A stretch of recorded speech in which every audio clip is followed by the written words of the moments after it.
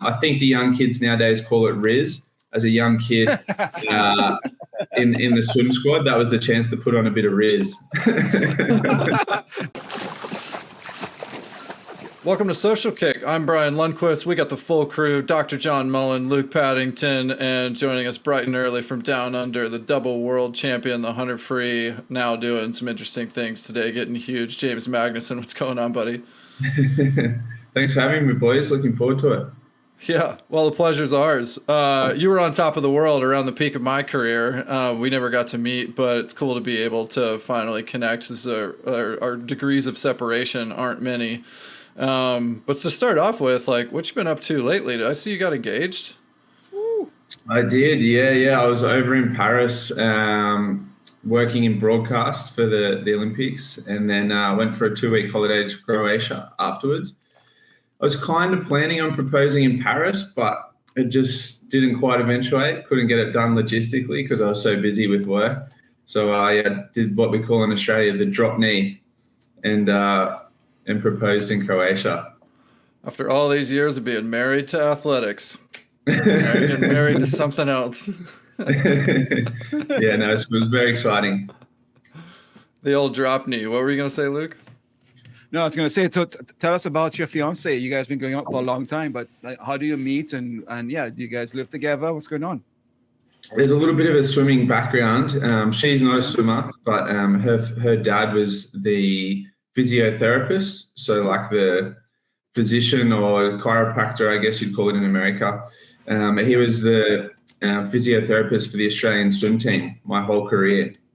Oh, wow. So I've actually known him since I was 18, and he'd often muse about his beautiful daughters that he had back home in Australia. But you know, every dad says they have beautiful daughters, so I was like, yeah, sure. And then one day he invited me from Sydney down to Melbourne to open a new clinic for him, and that's where I met his eldest daughter, and we've been together ever since. Wow, that's amazing. What does she jump in the water at all with you? Does she understand swimming because she's been around her dad her whole life, or is she into other things? Well, tell us a bit more about her.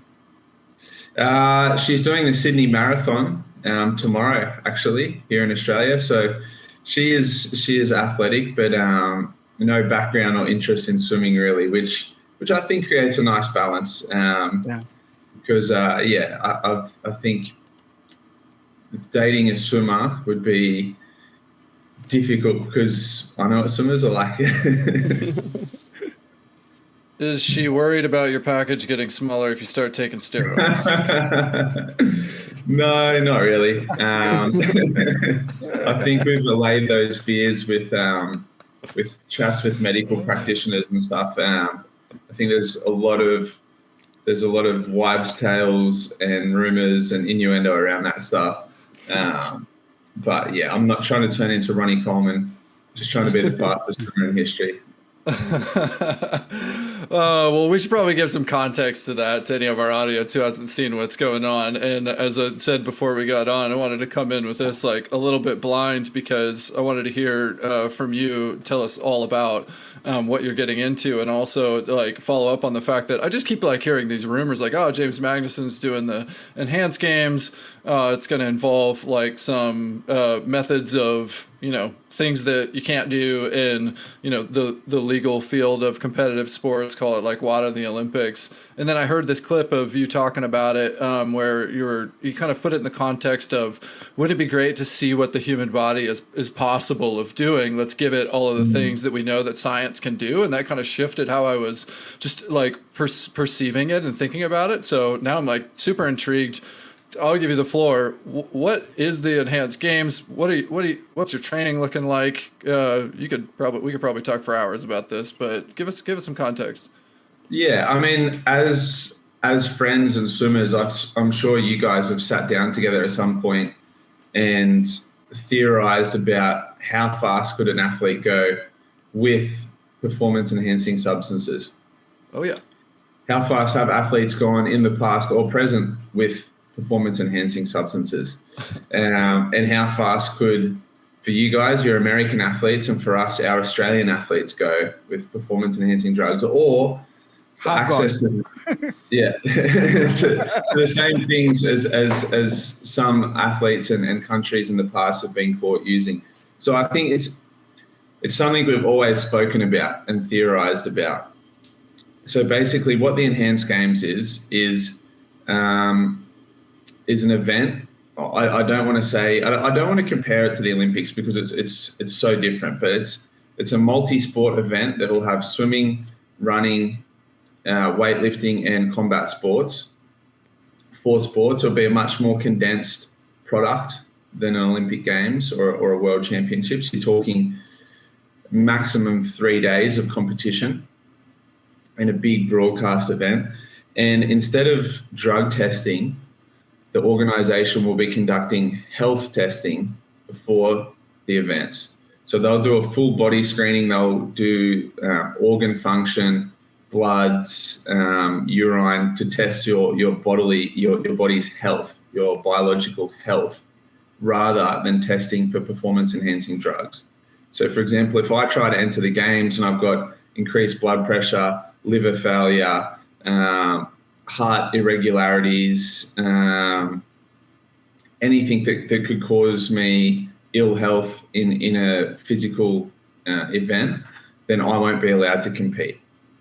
If I have a full bill of health before that competition, no matter what I'm taking leading up to that competition, I'm ready to race on race day. And with the help of medical professionals and science and the things that are out there to improve human performance, I believe that I can swim faster than, well, to put it simply, than Cesar Cielo did in 2009. What are you going to wear? At this stage, we're talking the super suits a la 2009, like the Arena X Glide. But in saying that, I mean, one of my first conversations with the guys at Enhanced Games, that we're talking about suit technology. And I said, I'd like to wear this polyurethane suit that was developed in 2009. They said, well, what if we took that suit to NASA and got them to improve it a little bit? And I was like, well, hey, it'd probably make my job a little bit easier. Why not? I would like to compare, however, apples with apples in terms of suits and environment with what was available when that world record was broken. I know I'm going to be having advantages scientifically and medically, but to go above and beyond that 2009 suit, which I don't really think you need to. That suit was so amazing. And when I spoke to them, that suit was less about technology and more just about polyurethane. The suits they have now have these core stabilizers and all these crazy stuff, the women's suits, that is, or, this panel here for grip on the water. And like, there's so much talk about, and science that goes into these suits now. Back then it was just like 10 mil thick polyurethane. Like there wasn't too much science to it. It's just this thing, you'll put it on, you'll float. So I kind of want to wear that suit, but hey, if NASA creates something that makes me even faster, I'll definitely take that into consideration. Hey, listen, James, we have 2 Americans trapped in space right now. We don't need to involve NASA in this. Can we just use whatever technology we have? We got to get these guys back. Go ahead, Luke. So I get that equipment doping, I'm going to call it, advances in equipment, clap skates for speed skating, or the Mondo track for running, or what have you, or in our case, the suits. Those are advances that it was made and allowed, and eventually they were, not restricted, but they were governed. But there's never been for medical or scientific or biological enhanced performances allowed at all. And I get it. And maybe it's the health reasons you talked about, or the access to the technology and an unfair playing field across the board. Yeah. And I get that. But what other reasons am I not thinking about why they ban? I mean, if you signed a waiver, what other concerns do you guys have at the Enhanced Games? If you, besides health, that you're just opening up the field and you're making a decision, me, James Magnussen, it's my body, I'm putting in it, I understand the risk, I'm going to do this, I'm healthy. What other concerns are there possibly that we're not thinking of? Yeah, well, when you talk about, my body, my choices, it's my health and my decision, I'm a big proponent of that with anything in life. I don't like being told what I can and can't put in my body in under any circumstances. Yes, I can have alcohol in Australia. No, I can't have marijuana. Yes, I can have Panadol. No, I can't have this. I don't like being dictated to around my body at all, and being told by other people, sometimes who aren't as healthy as me, what is healthy for my scenario. I find that concerning. But I think you mentioned the main two reasons historically. One is a level playing field and access to all of those things, and two are health concerns. Now, to allay those two fears for people, number one, a level playing field. When we talk about a level playing field, in Australia, I have the access to the best coaches, the best facilities, the best sports science, the best supplements, everything that within the WADA restrictions. I have the best of everything I could possibly have, giving me the ultimate opportunity to be the fastest man in the world. If I had grown up in Africa, I would have none of that when it comes to swimming. If I'd grown up in, for example, close to Australia, if I'd grown up in Indonesia, no matter how physically talented I was, I could never have been the fastest man in the world because I didn't have access to any of those things. Mm-hmm. So when we talk level playing field, I see it currently as there's three levels. Level one are your third world nations, or your nations where you don't have access to facilities or coaching or supplementation. Level two of those countries that do have access to all of those things. And for the sake of this podcast, we'll put Australia and the USA firmly in that category too. Category three are countries who have governments who push their athletes to win at all costs and don't work within those same rules or guidelines. Think Icarus when you're thinking about those examples. So when we talk about level playing field, there never has been a level playing field, certainly in my career, in swimming. As Australians and as Americans, we ignore those people in category three and focus on ourselves and win races, win world championships, win Olympic golds, break world records within the confines of the rules created in the sport. But not everybody plays by those same rules. And as an athlete, you can't let those people distract you. You can't use it as an excuse for getting beaten. You just have to focus on your own backyard.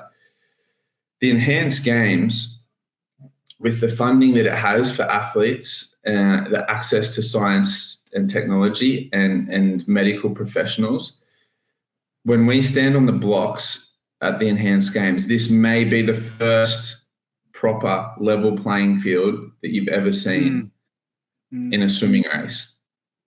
So that's to allay those fears. Medically, the reason that people have had medical problems with performance-enhancing drugs in the past are because they're trying to beat that system. They're trying to do it in private. They're trying to do it in the shadows. They're getting their substances from dodgy sources. They're taking heroic doses and then coming off those doses to race. They're doing unsafe practices to try and beat the system. And they're taking unsafe substances to try and beat the system. There are things and substances out there that were created for medical reasons that aren't dodgy, that aren't speculative, that have been shown to work through test cases and studies and athletes in other sports, that can be done safely and methodically over a longer period of time to gain physiological advancements without being unsafe for your health. So they're the two main fears that people have. And these are the two ways that the enhanced games can actually, for the first time, prevent both of those things.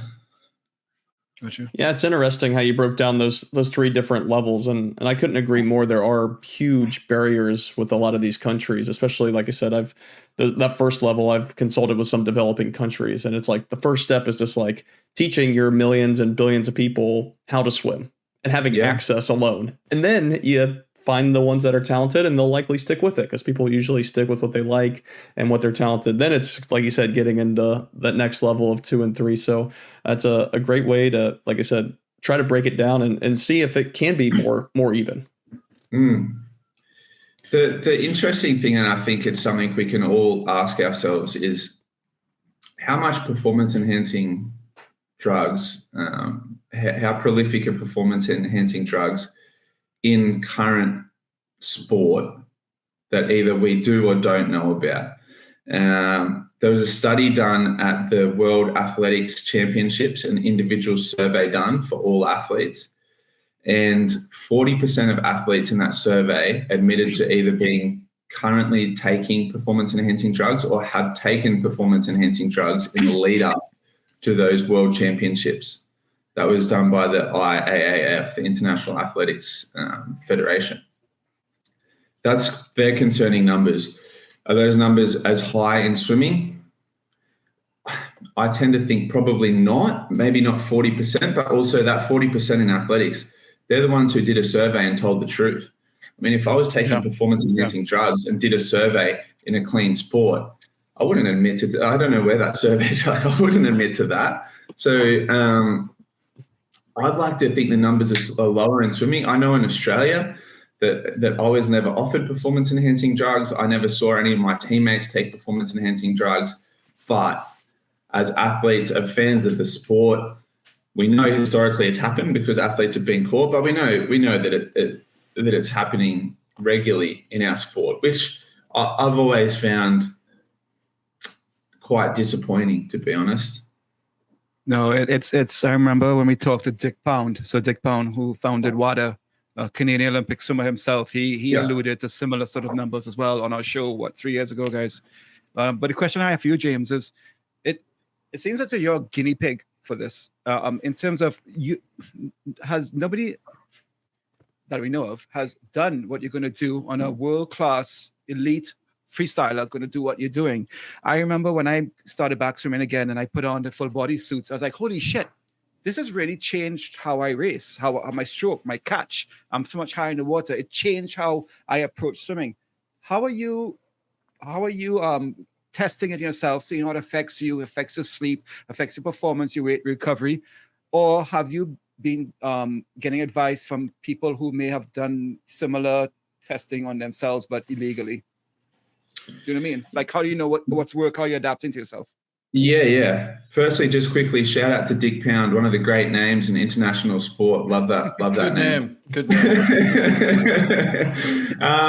As far as the substances, so we're looking at, in terms of the event itself for the Enhanced Games, the back half of next year. So for the sake of today's interview, let's say we're a year away from the Enhanced Games. Just over, I would say.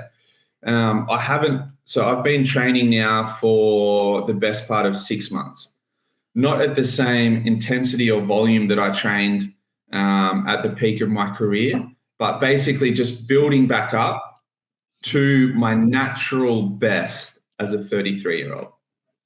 As we all know, as a 33-year-old, doing the same amount of volume, recovering the same, and feeling the same, getting the same physical adaptations as when you're in your early 20s is not quite possible. But basically, up until now, where are we? September 2024, I'm still natural. The advice that I've been getting from medical professionals, there are athletes in professional sports in America who have been using these protocols for some time. Professional sports that aren't governed by WADA, that have athletes playing into their 40s and peaking physically well into their 40s. I don't have to name names, kind of speaks for itself. Yeah, long list. So again, it seems speculative because we've never seen it in swimming, but it's happening. It's happening in professional sports with huge amounts of money and broadcast deals on the line and those big name athletes. So the protocols that they've followed, the substances that they've taken and the way that they've done it to remain at the peak of health, but also physical performance. They're the test cases and the studies that I'll kind of be leaning on and following for the protocols that I'll be doing. But also, I'm acutely aware that to swim 20 seconds for 50 freestyle, I'm not going to be looking like Arnold Schwarzenegger. It's going to be different. I'm actually really excited. I think this could be the most exciting physique that we've ever seen in swimming. Go on, Luke. I was gonna ask, who's your team? Who you're training with? Who's your coach? You have a team, etc. But I'm more interested in then go to like why you've come to that conclusion. Because you're trying to craft, like you're cooking a meal. Like, I'm cooking a meal to taste really good on this date. So what's the body you're cooking to? Cooking's the wrong word, sorry. But that you guys are coming together to achieve your goal. Yeah. But I think it's really exciting because, athletes have been caught for doping in swimming before, and we know what they looked like. But we've never taken an athlete who is the fastest in the world at what they did and then given them performance-enhancing substances. The reason that I became the fastest swimmer in the world was not because I was on performance-enhancing drugs. I became the fastest swimmer in the world because I had physiological advantages, maybe my height, my stature, my biological makeup made me predisposed to be able to swim fast, to be able to handle the rigors of training, to be able to buffer lactic acid, whatever those advantages were. Take that athlete and then give them the performance-enhancing drugs in a safe and measured manner, of course, as we've spoken about.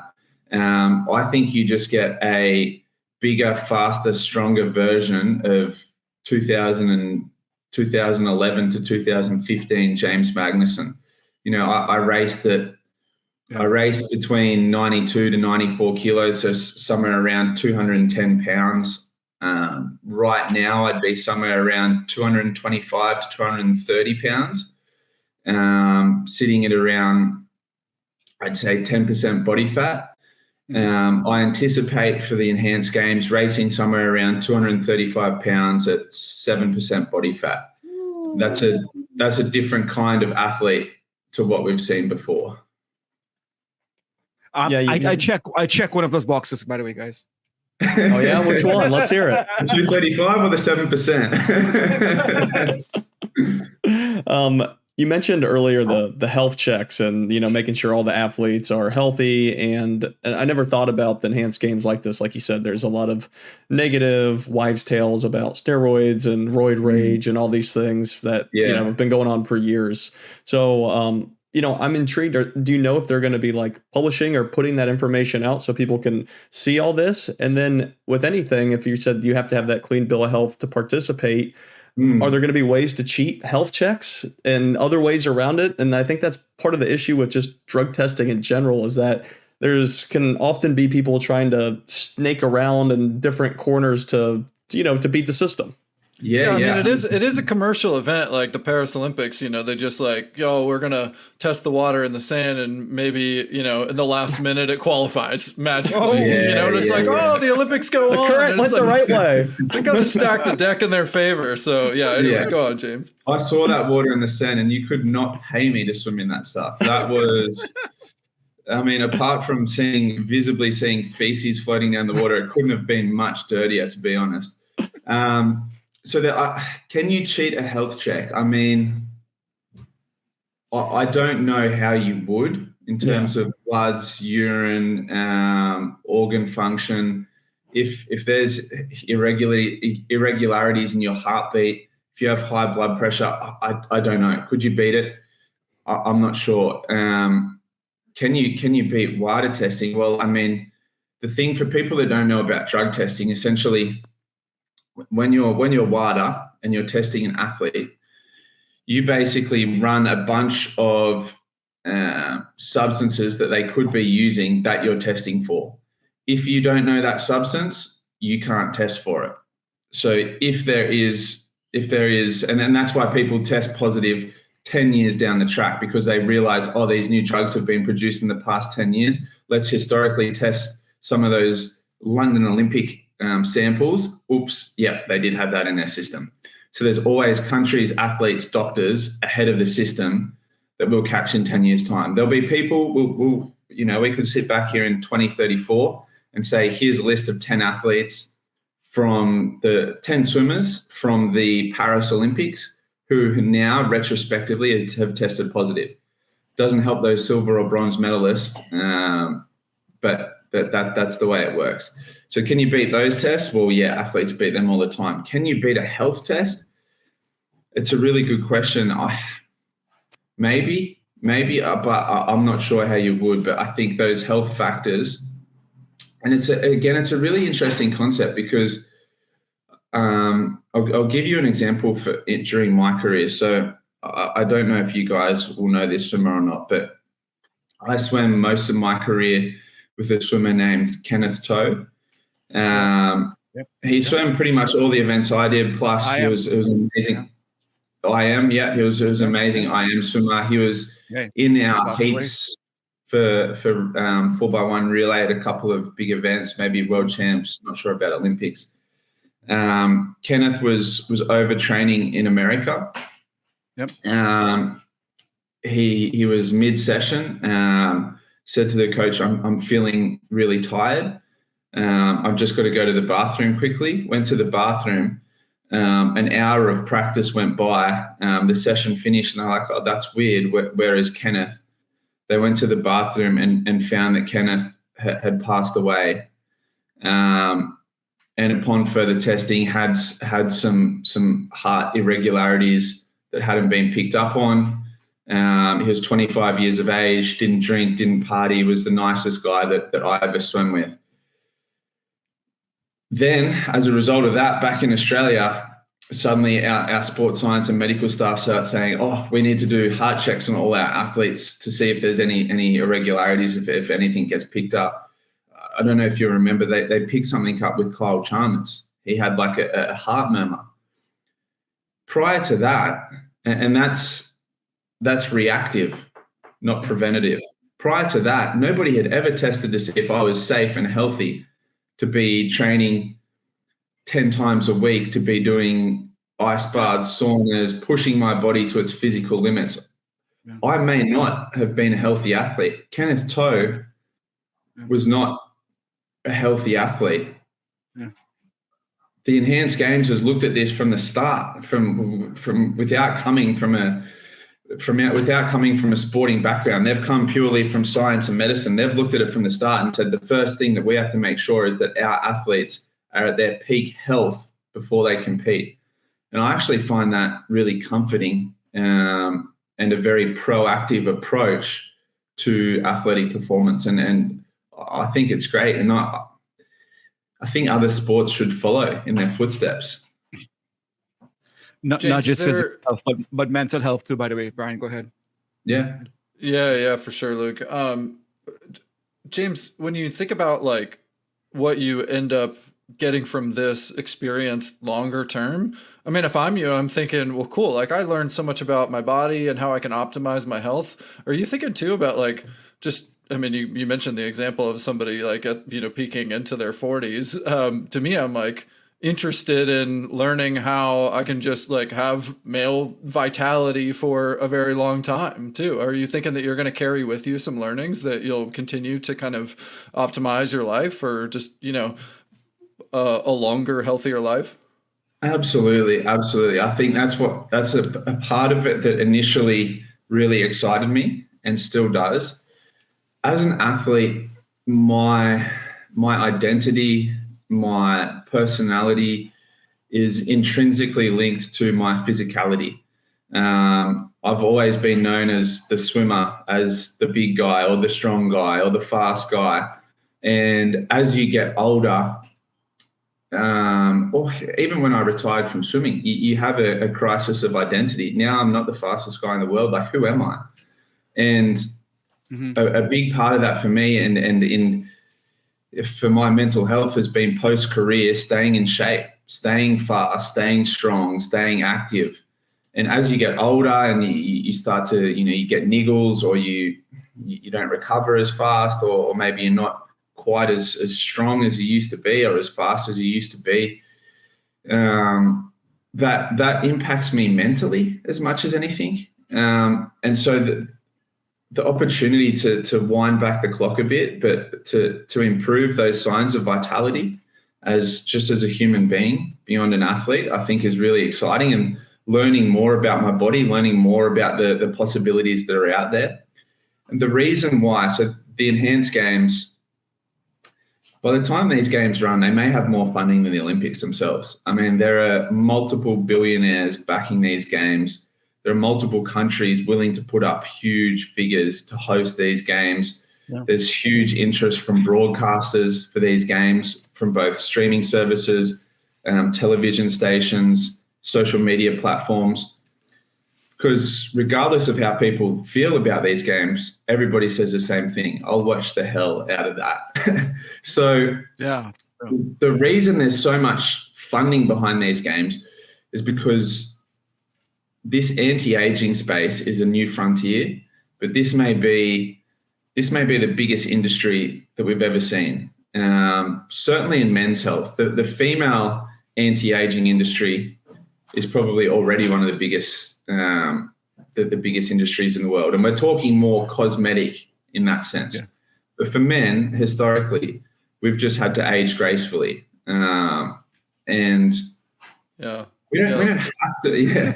Luke, not so much. He's never been the strongest or the fastest. So yeah, let's see that front lever, Luke. Yeah, but I think it's exciting for all men, for all ex-athletes, for everyone to watch this process. There's going to be a documentary produced around this. But for me personally, I'm going to be super open and honest throughout this whole process, and I'll tell people, here's what I'm taking, here's how I'm feeling, here's how it's affecting performance, here's how it's affecting me in general life. And I think that's a really exciting part of the process. How can this help men around the world, not just for athletic performance, but for making life a bit nicer as we get older? Yeah. So you can be a movie star at age 60 and jump the bicycle off. Anyway, I want to talk about that guy. I want to ask about exactly what you're talking about. Listen, at the Paris Olympic Games, how tall is Cam? 6'1". He's not Flo or Ben. Flo says, I'm strong, I use my strength. Amazing 50 freestyler. Ben, strong, technique. But Cam is strong here, right? Front lever, what have you. He's working on that strength. And that's how he wins the 53 and it's the fastest 50 freestyle in the world. That's what you are doing right now. You are going for the 50 freestyle, which is a event that needs mobility, strength, being agile through the water, being streamlined. What drugs are you, what areas of drugs are you looking at to help that? Is it better, deeper sleep, less lactic acid on the end, more flexibility, strength in this? Like, can you outline some 3 key areas maybe that you are focusing on scientifically to specifically for the 53 to go 20.85? He's going to snort sodium bicarb before, right? He's going to what? Get sodium bicarbonate ahead of time. That agrees with everyone. Yeah, sodium bicarb, and then you spend half an hour on the toilet before you race. It never worked well. I've tried it, man. I've tried it. Yeah. And I'm not even convinced that it buffered lactate. I think it just buffered your gut. I took Tom's. It was good. Yeah. So in terms of how do I plan to break this world record? Yeah. When I look at how is Cam the fastest swimmer in the world at the moment? Yeah. He's the most efficient. He has the best body position, the least drag, and probably the most mobility of that Olympic final. So there's my starting point. And not all of those, but some of those were strengths for me as well. My body position was a big strength for me, and reduced drag was a big strength for me when I was racing. Just for just for clarity, I never in my entire career trained for 50 freestyle. I never worked on 50 meter freestyle speed. I never did any training hypoxia. So all I did was train for 100 freestyle and then drop back and do the 50 free. With pure 100 freestyle training, I was able to go 21.5 at like a 52 to 54 stroke rate. That was just pure efficiency. That's all that was. My dive wasn't the best. My underwater wasn't the best. My top end speed wasn't the highest. The reason I went 21.5 when you looked at my graph was I just held that velocity for the entire 50 freestyle. So you're saying if James in those days pissed hot, he pissed excellence. That's what you're saying. I pissed 100 freestyle excellence, which slightly transferred to the 50. But I never trained for it. I never, and we never felt like we had the time in a preparation to focus purely on 50. Because I was so back end focused on that 100. I was almost pushing 100 training up towards 200 training to have that elite back end 50. So I never had time. I barely did any top end speed work at all because my whole focus was that second 50 meters. And to this day, when I talk to young swimmers, I say, if you can come home faster than 24.5 in that second 50, you'll win more races than you lose. That has held the test of time. That was always our thought process. If you come home faster than 24.5, I'm probably going to win the race.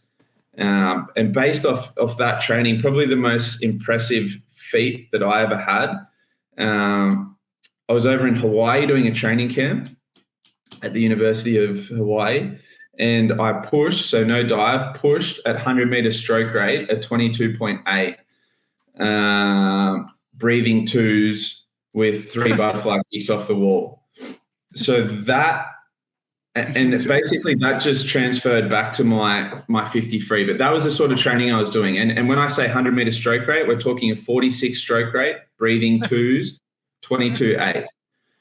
So that was my whole focus. I never focused on top end speed. So this time around, I'm planning on having the mobility and the efficiency of Cam McAvoy with the power of Florent Menadou and the vertical jump of Caleb Dressel.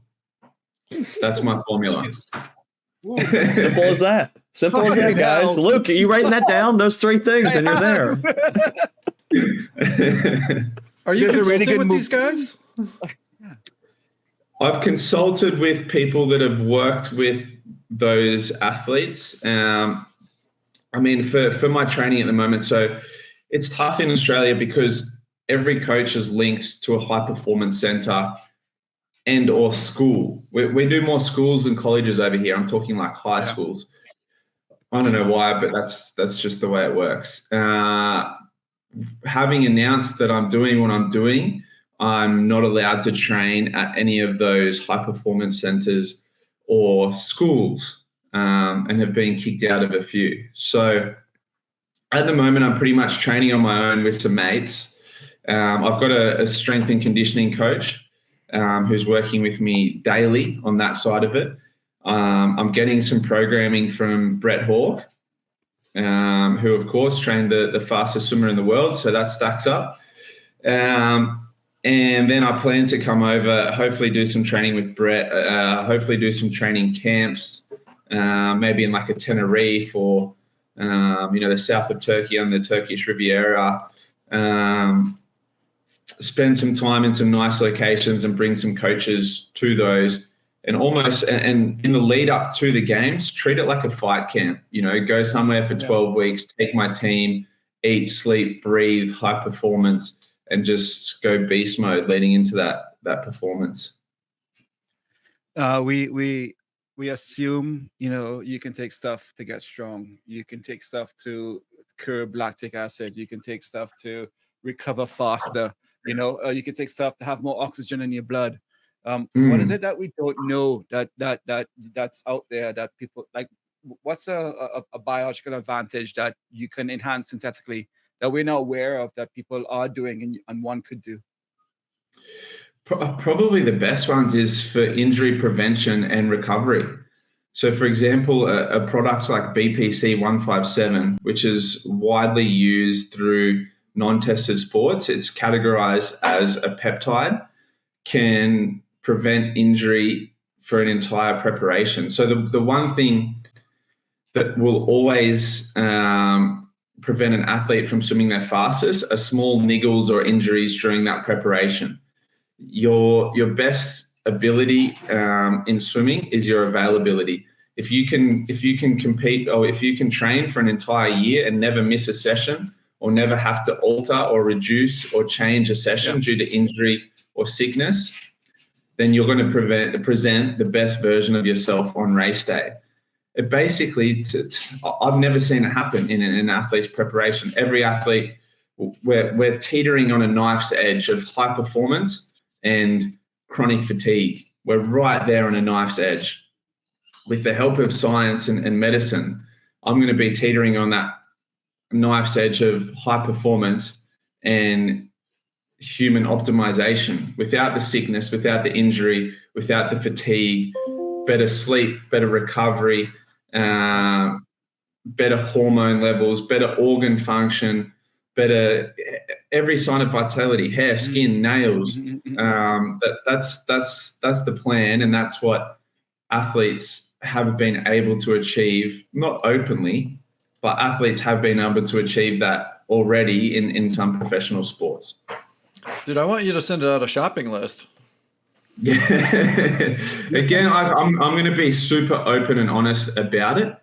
Like, I'm happy to say if and when I'm taking things, I'm on 200 milligrams of test a week. I'm on BPC 157, and I got stem cells injected into an historical shoulder injury. And here's how I feel, here's how I'm sleeping, here's how I'm functioning, and here's how it's affecting my swimming. Because that's never been done before, I think it's super interesting and engaging content. But also, I think the more open and honest I am, and if I have a side effect from a substance, A, I'll stop taking it and I'll change tact, and B, I'll talk about it, because I think that's the way to break down the stigma attached to this industry, and to break down any stigma around the enhanced games themselves. It's just being completely open and honest with fans, athletes, the general public, the media. All right. So I'm drinking beer. There's one can and there's another can right here, okay? The difference between these two cans of beer is that one has alcohol and one doesn't have alcohol, but they both look like beer. They both get on the blocks and they both compete. They both give you the same thing, but one has alcohol and one doesn't. Very similar. So I have a question for you. What if there was an athlete that we assume had no alcohol, right? This one. Which athletes in history, or even currently now, would you like to see compete with you at the Enhanced Games? Well, easy. Cesar Cielo, the current world record holder. Yeah, I would love to see Cesar compete. I would love to see my old sparring partner, Nathan Adrian, compete. I would love to see some of those great 50 freestylers from America, your Anthony Irvins, your Cullen Jones. I think that'd be really exciting. I think I'd love to see, so the part of the Enhanced Games, you don't have to take performance-enhancing drugs. You don't have to do anything. Why couldn't Cam McAvoy come across and just put that super suit on and break the world record without performance-enhancing drugs? I think he could. I'd be pretty confident if Cam McAvoy put a super suit on right now. I mean, he went 21-1, I think the year before last at the World Champs. Yeah. I mean, Caleb Dressel, what are you up to? Chuck that suit on. He wants to wear two. He wants to wear two. Cam told us like 4 weeks ago he wants to wear two suits and see what happens. 100%. I know of athletes who wore two suits, even Australian swimmers who during that super suit era were wearing two suits. I know some athletes that would put the Speedo laser on underneath because it was slightly thinner, and then the Arena X Glide on over the top of the Speedo laser. it was the Wild West back in 2009, started 2010. Those world records were just getting obliterated. And wouldn't it be exciting to see that happening again? And as far as WADA goes, I'm sure that eventually they'll set out some limitations around potentially the enhanced games. But if you were a current athlete and you stayed in the WADA testing pool and were regularly tested before, during, after the enhanced games, all you did was come across and wear a suit, I don't see why you couldn't go straight back to World Champs, Olympics, Pan Pacs, whatever those meets are, because you haven't taken any substances.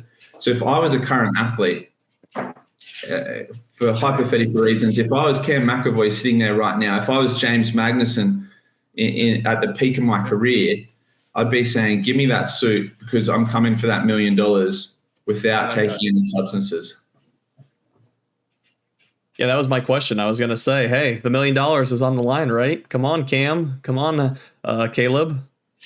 Yeah, Florent, Ben Proud, any of those guys.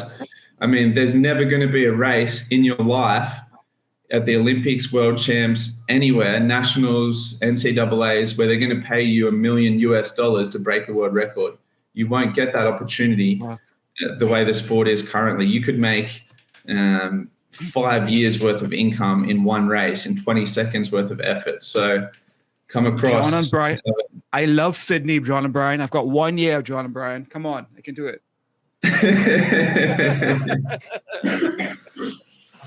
All right, I can't let you out without asking you this question because you swam the 100 freestyle, and we were talking about race tactics and how to win it when you're coming back in 24 low. And most of the time, if you come back in 24 low, it's going to win it. Except for now, this year, the guy did it going out in 22 low at the same time. So, what is your reaction to that? It was insane. I was there live at the pool watching it. The first 50 was nothing crazy. I mean, I don't know if you remember this race in 2013, heading into the World Champs. I was at the peak of my powers. I hadn't lost the race since the London Olympics. I was dropping 47s on a weekly basis for fun. And I was so confident going into that race. All of a sudden, in that final in Barcelona, from lane 1 or 2, Morozov goes out 21.9. I don't know how he finished. I don't know.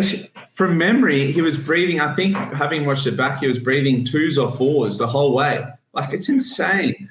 I turned, looked across underwater as you do sometimes on the turn, and all I saw was his feet. And it blew my mind. It actually, that could have been one of the fastest races in history. But the way he swam it and the way that other people tried to go with him, the wash that it caused, the havoc that it wreaked on that race, it didn't end up being the fastest 100 freestyle in history. It ended up being one of the most entertaining 100 freestyle races in history. I mean, I think there would have been at least half a dozen lead changes throughout that race. I think at one point, Nathan would have been in the lead. Jimmy Fagan was in the lead. Cam McAvoy, who I think was out in lane 1 at one point, who kind of went with Morozov a bit, took the lead at one point. It was an insane race. I don't think I actually caught Morozov until like 10 meters to go. But so watching Pan at the Paris Olympics, it wasn't the craziest first 50 that I'd ever seen. The craziest part of his race was that last 25 meters. Yeah. He did not fatigue. His stroke rate didn't drop. He didn't lose any velocity. Because of that, it looked like he was actually increasing in speed as the swimmers beside him started to fatigue, which, most people do. I've never seen anything like it in a race. Super impressive. Blew my mind. I chased that 46.9 for 10 years of my career, followed by Cam chasing that for 10 years of his career, followed by Caleb Dressel and Kyle Chalmers chasing that 46.9 for 10 years of their career. None of us could beat it. And so to see Pan come out and go 46.4, insane. Totally insane. All right, we got a few rapid fire questions before we let you go. Just a couple short ones. First, what do you think Morozov's lactate was? Well, so I think in the testing we did, or in the testing in Australia, our reading would go up to 22. I don't know if that was the same for you guys. You do the ear prick with blood, and it would go up. I don't remember there being a limit, but I also never quite hit 20. I think I hit 18 once. Yeah, okay. I've hit 21. I've hit 21 in that testing. So, I mean, whatever that can go up to, Morozov is maxing out that scale. I mean, for 2 reasons. His ability to produce speed was insane, but to try and produce that speed for 100 meters is suicide. I've never seen it. And you know, the crazy thing of that, I'm looking at that going, all right, this guy's gone 21.9, feet on, breathing twos. He's going to go 20.5 in the 50 freestyle. I don't think he even medaled in that 50 freestyle. I don't know what was going on that meet. That's so bizarre. Yeah, it's funny to think like how important easy speed is, and you can't overswim it, which you're going to have the opportunity, to prove out too. So maybe we should give a shout out to Vlad as well. Vlad, come on out in these games, baby. Yeah, he's recently retired. He's I think he's still. I imagine he'd be a guy that would stay in shape as well. He was always in good shape. He can't be that much older than me. Maybe 35. Come over. Oh, yes. I bet he's younger than that, actually. All right. What's the hardest race in swimming? Oh, the hardest race in swimming. I mean, growing up till the time I was 18, I used to do 200 butterfly. So I'd have to say 200 butterflies is the hardest race in swimming, to the point where I would be in a national final for the 200 butterfly, and I was as nervous about making the distance as I was about the event itself. And here, fearless Vlad, you needed to consult with him. What's a Olympic gold or world record? World record for me. I think because of the events that I do, the crown of being the fastest man in history is something that I chase throughout my career. I think it's the coolest title. Olympic champion is awesome. But there's a lot more Olympic champions than there are fastest men in history. All right. $1 million or the official world record? Oh, that's a good question. I'd say 33-year-old James, who has had to work post-swimming career, will have a far different answer to 20-year-old James. I thought when I was 20 years old, I mean, swimming has definitely set me up for life, and that was, a product of many things apart from performance. But at 33 years of age, you know what? I'm going to say legitimate world record. I love it. All right. How often, with the pools that you can get into and the mates that will come along and train with you along this journey, how often are you guys doing social kick in that pool? The social kick, yeah, that's pretty regular. That was always a highlight for me growing up, when the coach said at the end of the session, all right, swim down is 200 meters social kick. That was always a lot of fun. I think the young kids nowadays call it Riz. As a young kid in the swim squad, that was the chance to put on a bit of Riz. Wow. Well, you've still got it, man. You still got it. Thanks so much for spending some time with us. We're looking forward to watching the journey, and would love to check in with you at some point along the way too, so that we can get some old man tips for sure. I gotta increase this health span over here. I agree. Yeah, for people watching at home, as I start to do that performance enhanced part of the preparation, keep up to date with my socials, because like I said, I'll be super open and honest with it. Love to do a check-in with you guys in a few months' time. And like I said, hopefully I'll be over there in LA to do some training. So maybe we can do it in person. Hell yeah, that'd be sweet. Well, cool, man. Guys, that's it for this episode of Social Kick. We'll see you next time. See ya. Hey, everybody.